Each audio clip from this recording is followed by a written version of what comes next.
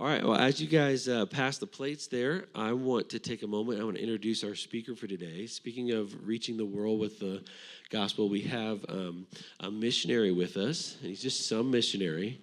I really never met him. No, I'm just kidding. I say that as a joke for us because I have known Chad for a really long time. Chad knew me when I was just basically a teenager almost, or close. I was still in high school, he says. I was still in high school. Chad came and moved to our area just as they prepared to go on the mission field. And we were just talking about it the other day, and he said they had a plan like for 3 years. They were going to work. There was opportunity there. They were going to work and get some financial stuff lined up and then go in the field. And they ended up being there for 7 years. And that's sometimes God's timing. But I'll say that to say I was a part of that timing. The investment that Chad made in my life in those years, I'll say Chad is one of the greatest mentors of my life. He is in so many ways. He's that, Paul to my Timothy, but he's also such a great encourager in my life as well. Anytime I talk to Chad, I'm like, man, I should talk to Chad more often. I say that all the time. I tell Courtney that all the time because he's also a Barnabas. He's an encourager. He's someone who's spoken great things into my life. And I can truly say I would not be who I am today without Chad. And so this is special for me, not only because he's been a missions partner for us over the last couple of years and the work they've been doing. He's going to tell you more about that and what you have been a part of as you've given to missions and what they've done. But also because I know he's a great man of God. I was sharing this with somebody last week. This last thing I'll say, and then I'll let him come talk. But I got to know Chad in ministry contexts and all that. But I also worked with Chad for a while. We were just talking about it last night. I think was talking about it was a rough situation and a job thing for a while. So I got to see Chad in every mood. I'll just tell you that, every emotion. And I can tell you, he was the real deal in all of those. He was always the same. He was always faithful to the Lord in all of those things. And so I cannot say enough good things about Chad, but I will stop so that you can hear the good things he has to say. So would you join me as we welcome Chad Nelson to come bring the word today?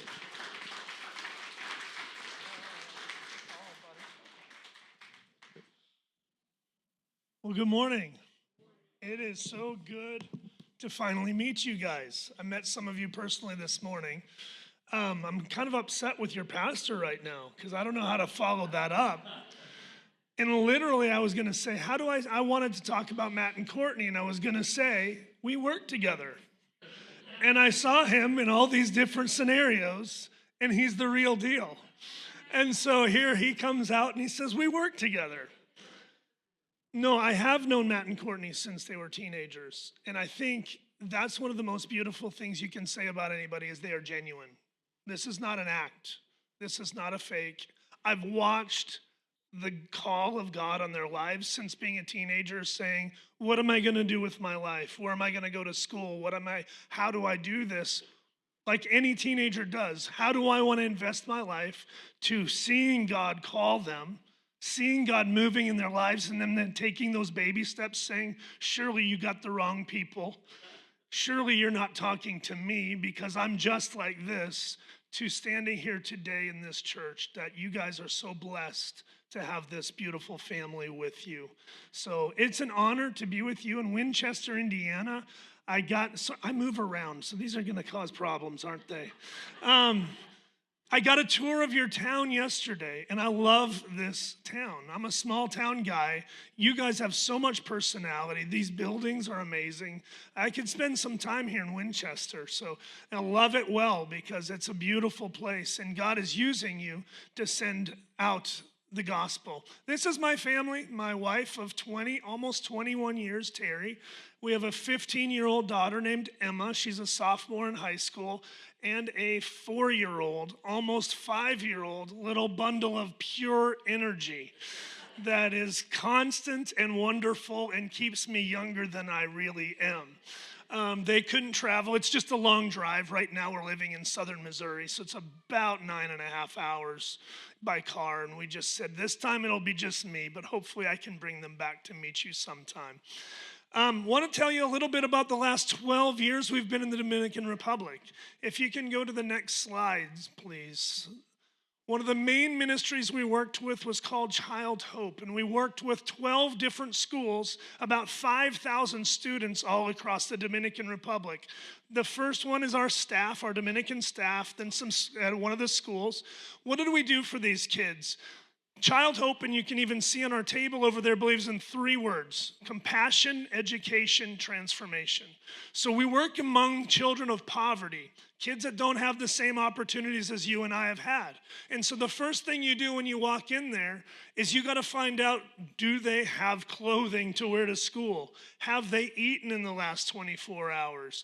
You have to start meeting them on the ground level needs, because you can't start talking of science and history and math and reading when the kid hasn't eaten in 24 hours. So we start with compassion.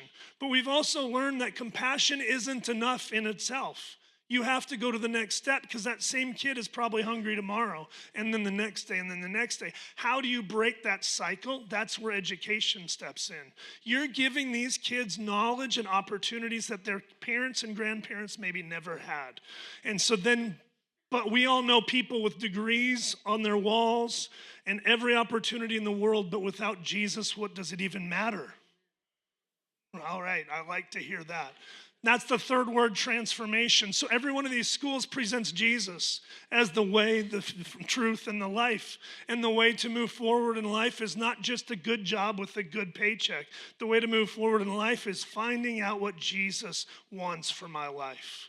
So that's what we do. We do it through sponsorship of kids. We do it through church or school buildings. We just recently finished that one up in Santiago, the second largest city. We built so that more kids can come, more kids can hear, more kids can learn and have a safe place to study. But also, if you flip to the next slide, we do teacher trainings. That's a big passion. My wife is a teacher, and these teachers don't have many opportunities to grow themselves. And so investing in them invests in the kids as well. That's another school we were able to build, and we do a lot of Christian school assemblies and anything to get the gospel to these kids. So you have been a part of impacting more than 5,000 kids in these schools every day for the last years as you've been supporting us. Isn't that beautiful? And I want to switch to the next side. This is the other part we've been doing. Have you heard of Convoy of Hope? Well, Convoy of Hope does a lot here, U.S. side, but did you know that they're in more than 50 countries serving? They are work in community development. Yes, there's a response to disasters, but we do community development. And I had the joy of founding Convoy of Hope in the Dominican Republic, where we got to hire our first staff. These picture in the middle, that's our staff, and they're all still working today.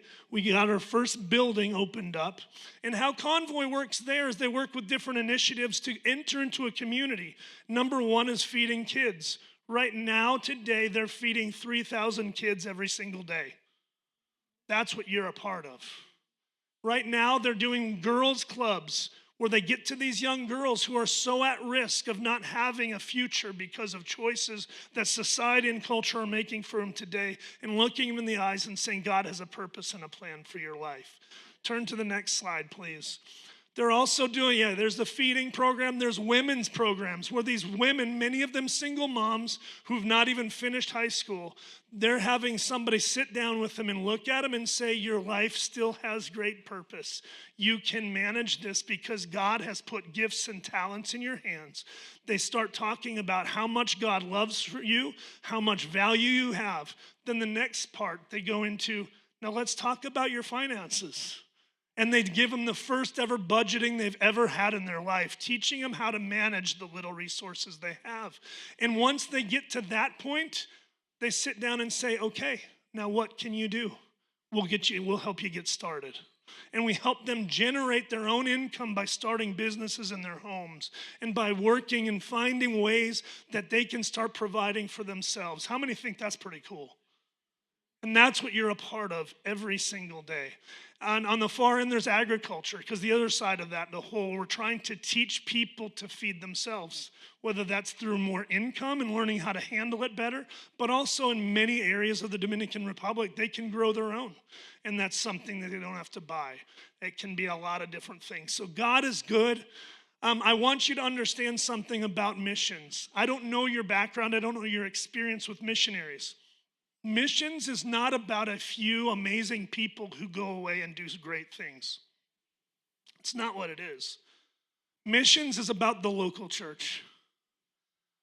It's about you, the local church, who says, we are called to reach the ends of the world. And you begin to send people that God is calling. And then you know what? Those of us that go work with the local church there. If they don't have one, we start one. Every one of these schools that I just showed you, they're a part of a church. So the church is running the school.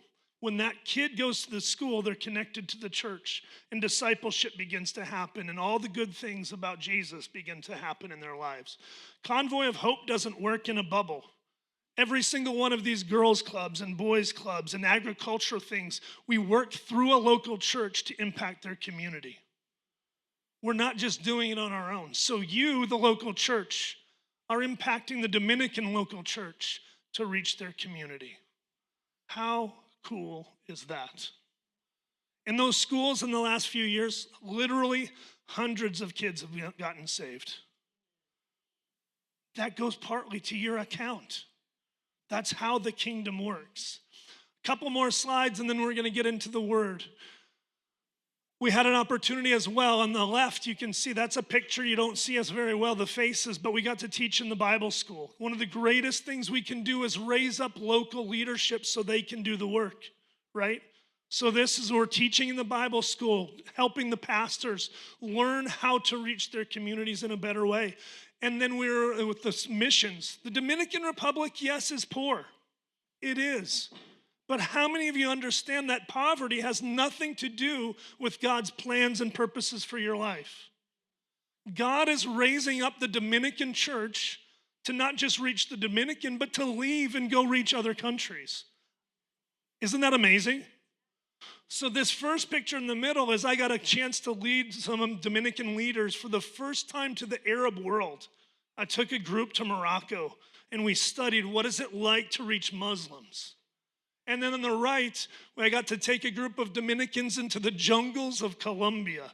It was crazy. Many of them had never been on a boat before, and we took a 6-hour boat ride up the river.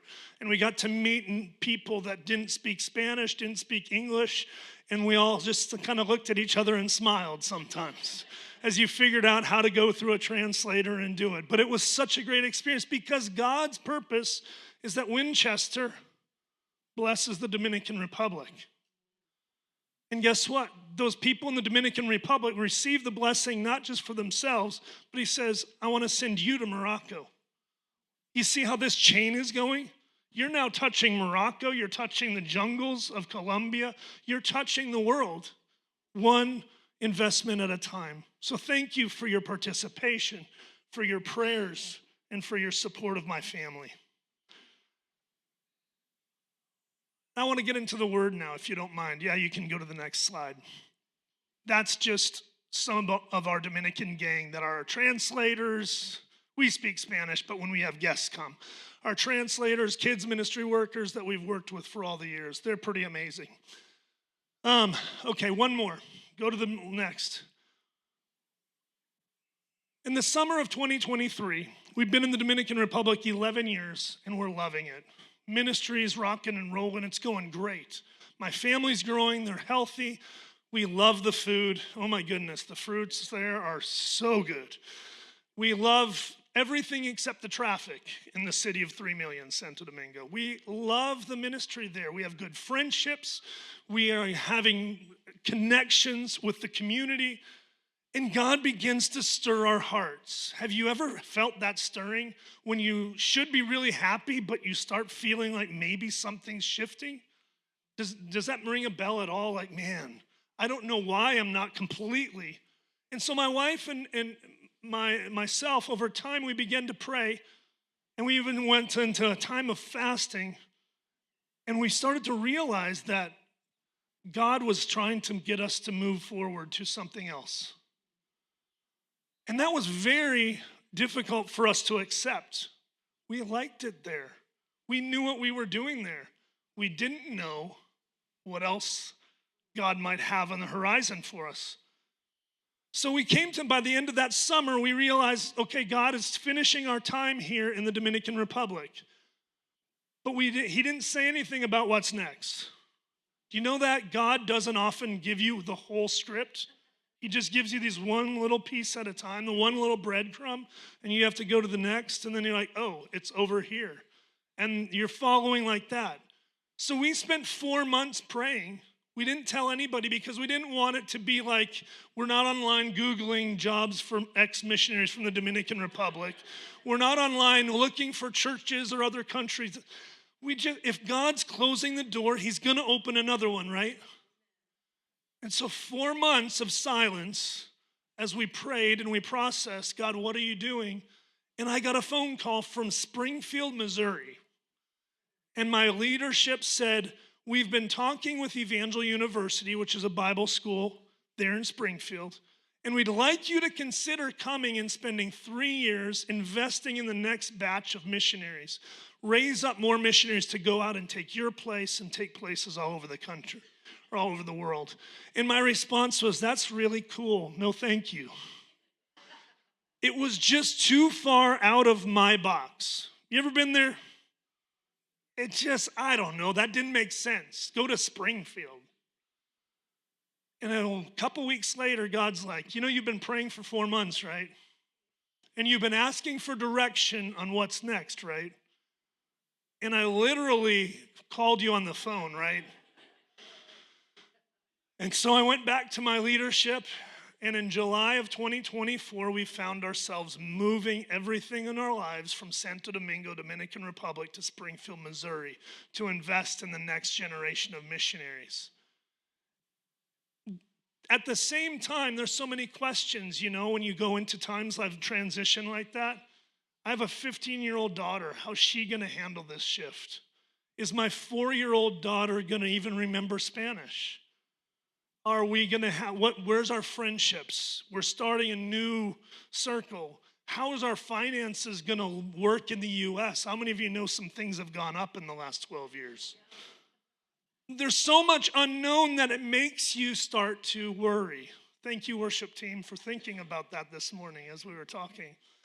It's so easy to get distracted. Where you guys have been in the last year in this church, you've seen a bit of transition, haven't you? I remember the night that I heard about what was going on. I was telling Matt, I just got back from a missions team, and I sat down and I saw what happened to your church, and just in shock. But somehow God is faithful. And he walks with us step by step in times of transition when we don't know what's next. In those early weeks, where are we going to have church? All the questions. What's going to happen? How is this going to get paid for? People were still injured. People had lost so much. And you're just, where is God in this? But we find out, right, that transition is kind of a constant in our lives, if we're honest. We're always moving. We never get to stay in one place very long, ever. When you're young and you're single and you're hoping to get married, and then you get married, and how many know that's a big transition? And then you have your first kid. Ooh, that's a big transition. And then maybe a second kid. And then but they're preschool, right? The preschool phase is so something. And then they're teenagers. Okay, now we're at a different phase, aren't we? The transitions of life are constant. Now they're adults. And in some cases, you've lost a spouse. You've changed jobs. You've moved. And this transition of life just never seems to end. And what is it that we want? We want stability. We want consistency. We kind of want to know, right? And that's just not how life works. God is constantly moving, life is constantly moving, and we find ourselves trying to find our peace and our security in the middle of it all. The promised land. Israel, this was their future. If you remember way back early on, God promised Abraham, I'm going to bless you and I'm going to give you this amazing space. This was the legacy they were going to leave for their families. This was everything. This was their hope. Someday we'll be in the promised land, right? And it became this symbol that was so big in very, very difficult times. You know, the Creator God says, I'm going to give you land. You're thinking, yes, this is going to be good. And then they move to Egypt to escape famine. That seems like a sideways move at best. Then they enter into 430 years as slaves. How many think they may have questioned the promised land at that point? Well, then all of a sudden, this dude Moses shows up and they get out. They're starting this process of leaving Egypt and all the slavery, centuries of slavery. And there's a pillar of fire. There's a cloud guiding them, and they're like, man, God is so close. He's so good. We're in this. And then they get to the Red Sea, right? And Pharaoh's coming, and it's this other moment of, oh no, what have we done? What is going on? Everything is bad. And then God brings them through the Red Sea. So the story we're about to get to right now is through all that process. Okay, they've gone through ups and downs and sideways, and they've had this promise in front of them the entire time, 400 more miles to the promised land. And Moses sends in the 12 spies to check it out. Do you remember the story? All right, jump with me in your Bibles to Numbers chapter 13. Because we're going to talk about 3 truths this morning about embracing an unknown future. How did Israel do it? Numbers chapter 13, verses 27 through 33. It says, this was their report to Moses. We entered the land you sent us to explore, and it is indeed a bountiful country, a land flowing with milk and honey. All the good stuff, right? Here's the kind of fruit it produces. But the people living there are powerful, and their towns are large and fortified. We even saw giants there, the descendants of Anak. The Amalekites live in the Negev, and the Hittites, Jebusites, and Amorites live in the hill country. The Canaanites live along the coast of the Mediterranean Sea and along the Jordan Valley. Then Caleb silenced the people before Moses and said, we should go up and take possession of the land, for we can certainly do it. But the men who had gone up with him said, we can't attack these people. They're much stronger than we are. And they spread among the Israelites a bad report about the land they had explored. They said, the land we explored devours those living in it. All the people we saw there are of great size. We saw the Nephilim there. The descendants of Anak come from the Nephilim. We seemed like grasshoppers in our own eyes, and we looked the same to them. Point number 1 this morning, this truth I want you to understand. It's probably not original, but I want it to sink deep into your hearts. It's simply God is not surprised by the challenges ahead. God's not surprised when these obstacles come. The Israelites had in their minds exactly how this was going to work. This was a promise of blessing, a promise of goodness, and they were going to just waltz right in. This is how they had it all settled. They never considered that one day they may have to fight their way in. They may have to struggle and stretch and push against an enemy to claim what God has promised for them. And that was a big deal for them. Since God promised it, it should be easy, right? That was what was in their heads. And here they find themselves walking in to what they presupposed it was going to be like, and they see giants, and they see fortified cities, and they say, oh no, this is not anything like we expected. But how many of you know God knew there were giants there? He didn't need the report of the spies to tell him that. How many of you know God knew there were fortified cities with strong armies there? This was not new information to him. He was fully aware. We moved back to Missouri in July. And my dad has been healthy his whole life. He's been strong his whole life, doing all kinds of things together, still mowing the lawn, still doing woodworking and all the things. And he's worked ahead and done everything normal. Then November 22nd, he went into the hospital and they found he had congenital heart failure, AFib, and chronic kidney problems.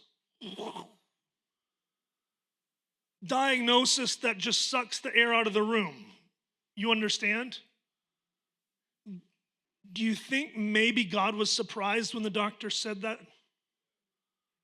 Just possibly, did God already know this? But when it hits us, it feels like, wow, what a shock, what a change. God, clearly you didn't prepare for this one. I look at this school behind us. This is a school in San Isidro. It's the military part of Santo Domingo. And there's a great need for education, for Christian influence. There's all kinds of witchcraft in this community.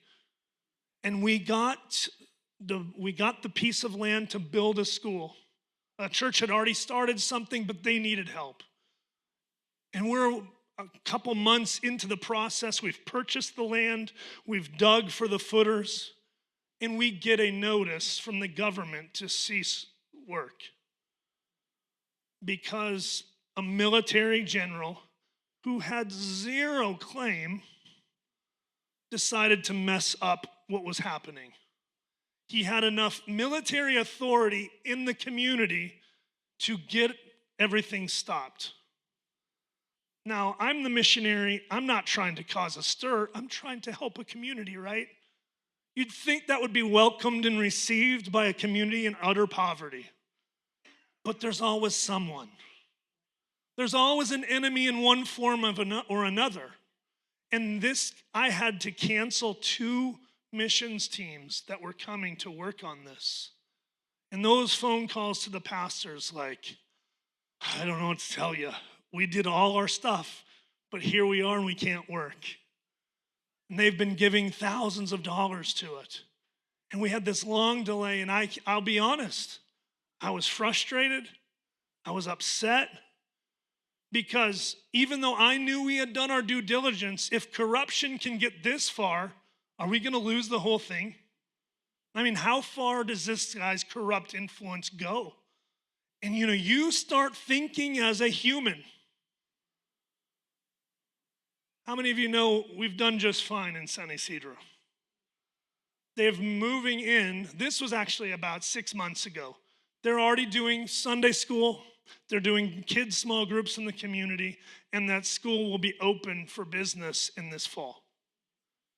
Because God ultimately cleared the path. He made it happen. We just needed to stop, settle down, and wait for him to do what he alone can do.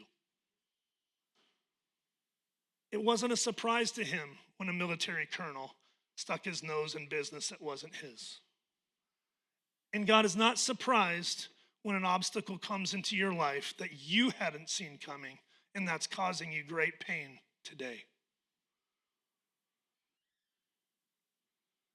See, when we see the challenges of our future head on, we frequently experience anxiety. We don't know how this is going to turn out. And it's so easy to shift into our best wisdom on how we should handle the situation. We see the giants. We see the doctor's diagnosis. We see the amount of money that we do not have. We see the relational brokenness. But we can't forget that Jesus sees it too. And he's brought us to this place today, and he is the one in complete control. He's a good father. Do you know that? God is a good father, and he's a faithful friend, and he has purposes in everything he does, and is fully capable of redeeming everything that comes our way for his glory. As we look at a future filled with perceived obstacles and challenges, we must understand that Jesus knows all of them in advance and doesn't falter. Number 2, God's best for us is not always the easy path. And I don't like this. Can I be honest? I don't like this one. But I think most of us who have lived more than 3 years understand it's true, right? We want it to be the easy path, but it's just so often it's not. If you read in Numbers chapter 14, verses 1 through 4, getting back to this report, it says, "Then the whole community began weeping aloud, and they cried all night. Their voices rose in a great chorus of protest against Moses and Aaron." And listen to what they said. I mean, this is insane. "If only we had died in Egypt or even here in the wilderness. Why is the Lord taking us to this country only to have us die in battle? Our wives and our little ones will be carried off as plunder. Wouldn't it be better for us to return to Egypt?" Then they plotted among themselves, "Let's choose a new leader and go back." Do you realize how absolutely insane that is? And I'm not going to get ahead of myself, but we do very similar in our own lives often. We like to go from point A to point B in a straight line, don't we? We like that bottom one. Okay, here's this. I'm going to go 4 years of college. I'm going to get a job. I'm going to do that, right? We kind of like to have our ducks in a row. And so often, our lives look way more like the top line. Anybody understand? Anybody lived that life? How many of you have lived this life? Yeah, that's what I thought. And so Israel was in this place. They really thought it was supposed to be this simple, "God, you promised, therefore, here we go." How could this on top possibly be the best path for their lives? We don't want to take steps backwards. We don't want to take side steps. We want to move forward all the time. And so what they get to 430 years of slavery, they get to this point, they see the report, they hear the report, and immediately they say, "Let's go back to Egypt because it was better." You remember, there's stories in Exodus about how brutal they treated the Israelites, whipped them, beat them, and when they complained, they made them do even more. They didn't feed them. They had to pick up their own straw to make bricks. If they didn't make enough bricks, they were punished. How is that a better option? But what it does is it tells us, if you flip to the next slide, it's so often that it's easier to stay in the mess of our day-to-day lives than to take the difficult path of the unknown forward. Because even as terrible as sometimes life is, and as difficult and as challenging as it is, I know it.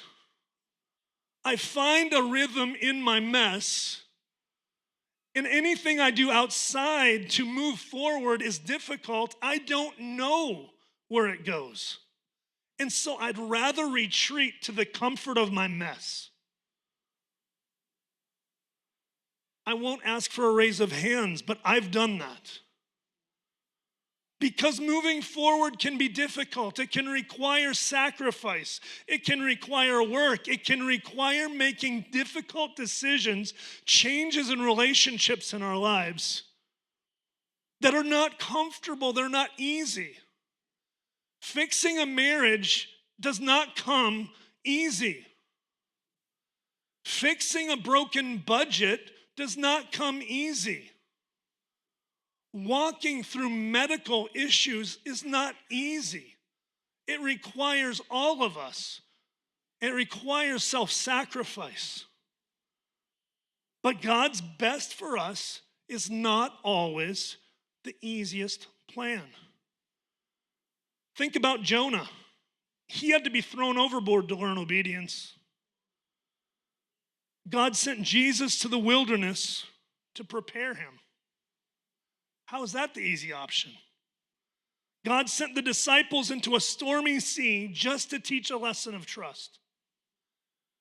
Paul was imprisoned so he could evangelize and to write some of the life-transforming letters that we still read today. How Why does Paul need to sit in a prison cell to write his letters to Timothy? Why can't he do that from the comfort of his home? Because that's how God works. It's not always the simple, the easy.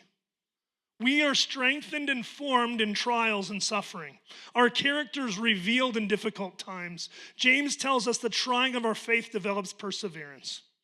Some of us need to be toughened up. God's more concerned about helping you run well and finish well than he is about your convenience.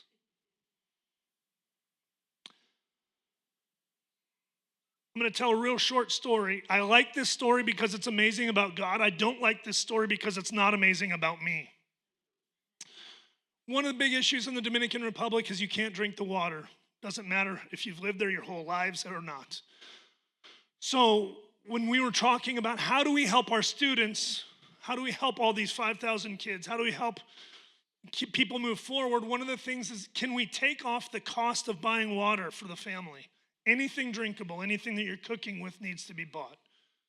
So we started, I don't have any background in this stuff, but we started to do our research and we found this little filter, and they're fantastic. But they have a cost. I don't know if you know, things cost money. And then to ship them to the Dominican Republic and to, we'll say this, and to bribe the right people in customs to get them through to you. I hate to say that's a part of real life in these countries. So knowing who to pay and how much all has a cost. So we found this thing and we didn't know what we were doing, but we said, we're going to make our first goal. We want 900. We want to start with 900. And I calculated what my best guess was for how much cost that was going to be to get into our country. And it was a really big number, a number that I had never raised before in my life. And so I immediately started praying with my family, with our team around us, and that number was just so big. And out of the blue, a church contacted us and said, have you ever considered water filter ministry or something? I'm like, yes, I have considered. So they said, we'd like to do an offering for it. And another church from Indiana actually called and said, we would like to know if you've ever done anything with water. And I said, well, actually, yeah. So I had two churches, all right? One in Arkansas, one in Indiana. I didn't even know how to promote it. I was new to this thing, to be honest. And the number was big. But I kind of know how offerings work. I've seen that. So I'm already bargaining. I enter the space of bargaining with God because I know the big amount. And I start to calculate in my head how much I think these churches might give. Even to the point of thinking, and then whatever they don't get, here's some places I can call and maybe try to make up the difference. How many of you know that's probably not a great place for a missionary to live? Bargaining with God out of the space of little faith. Those churches, they didn't know each other at all, but once they heard about each other, decided to do an offering the same day. And that one day, they raised enough money to buy 2,800 water filters. It was over 3 times my big, huge goal. And you know, I felt God almost like put his hand on my shoulder and say, come on, Chad, we can do better. Have you ever been corrected by God? Because you dream too small, you think too small, you put limits on him that he doesn't need.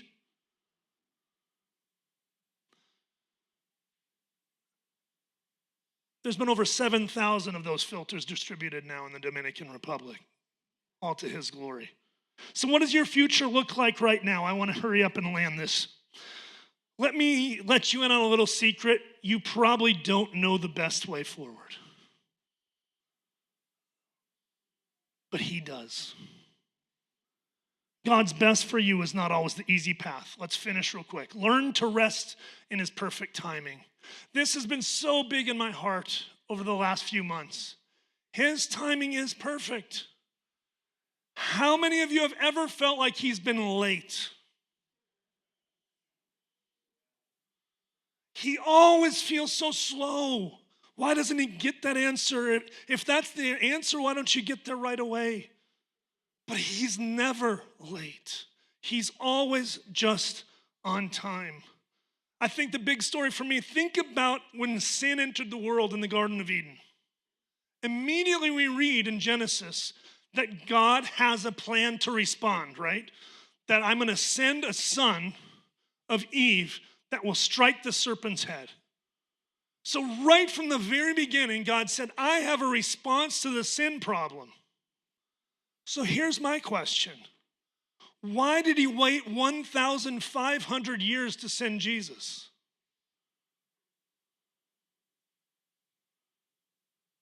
Think of all the mess of the Old Testament. Terrible leadership, famine, slavery, adultery, messes all throughout the Old Testament. 1,500 years when God already had the plan and the answer in Genesis chapter 3. If I was running the universe, which I clearly am not, Genesis 4 would have started and God came and sent his son. But what does Galatians 4:4 tell us? At just the right time, God sent his son. There is a perfect timing, and we don't know it, and we often don't understand it, but God is fully aware, fully capable, and he's always on time in our lives.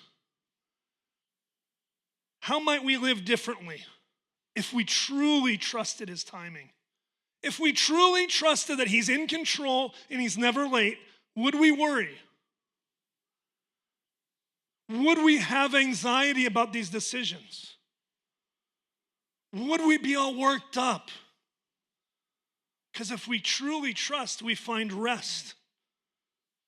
And he is always 100% of the time ready to fulfill his promise to us.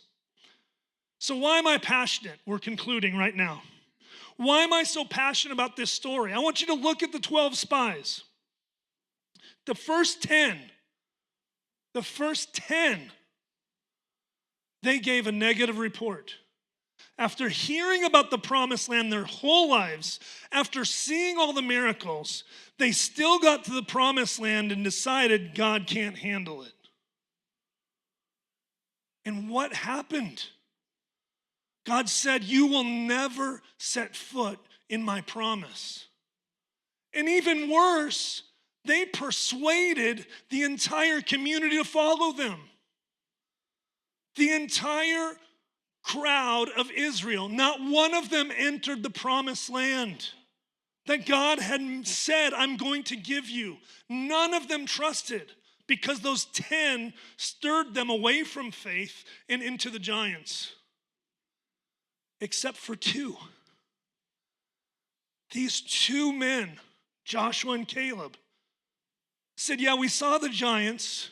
Yeah, we saw the cities. Let's go take it. And at the end of Joshua's life, we see him stand up and say, guys, as for me and my house, we'll serve the Lord. His credibility didn't come then. His credibility came here when he stood and he saw the difficult things and he made a decision as a father, as a leader, and he said, let's go forward. My God is big enough. My God has perfect timing. I don't understand. I've never been there, but I don't see the problems. I see a God who fixes them. We've walked through the Red Sea. We've walked through the desert. He supplied manna from heaven, and he can surely do this for us. And generations were blessed because of 2 men who refused to look at the obstacles, but see the God behind it. Would you stand with me? How will you respond to today's message? What is the transition, the obstacles that you're facing today? What's the relationship you have to heal? King Jehoshaphat said in 2 Chronicles 20:12, he was in this big mess as a king, and this army was against him. And he said it like this, we have no power to face this vast army. We don't know what to do, but our eyes are on you. That's how we're going to pray this morning.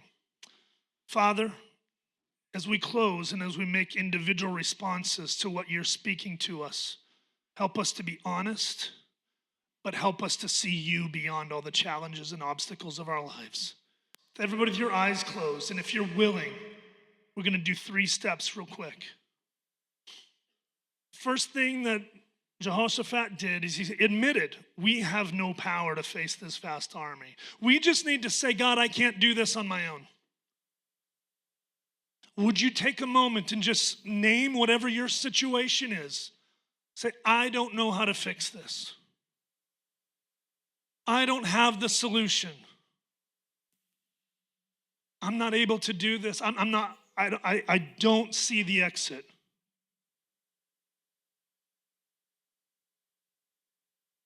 Then the second thing,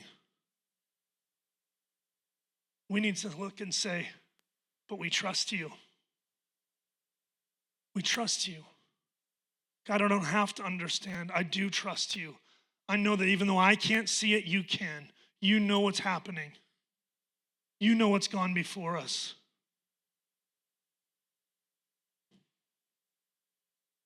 And now last, we need to just trust his perfect timing. Man, when things come, there always seems to feel that urgency, like I want to fix it now. And sometimes God says, yeah, now's the time. Other times God says, there's a process I want to walk you through. So right now, I just want you to say, God, I trust your timing. I would love it for be today, but not my will, but yours be done. I trust your timing. Holy Spirit, thank you for this beautiful group of people you've gathered together here at Freedom Life Church in Winchester. God, you have plans and purposes for them as a church, but you have plans and purposes for them as individuals, as families. Lord, as they step into each new level with you and they see the giants, they see the challenges, would they never waver and keep on walking forward? Would they never look in the rearview mirror and say it was so much easier then? It was better then. God, we embrace that your path sometimes leads us through difficult times. And we embrace that sometimes it's not in the timing that we like. Oh, but God, our eyes are on you because we know your character. We know how you've dealt with people in the Bible, and you're the same yesterday, today, and forever. You will bring us into our promised land because that's just who you are. So we lay down our worries, we lay down our fears, we lay down our doubts, and we say, God, have your way in my life. In Jesus' name.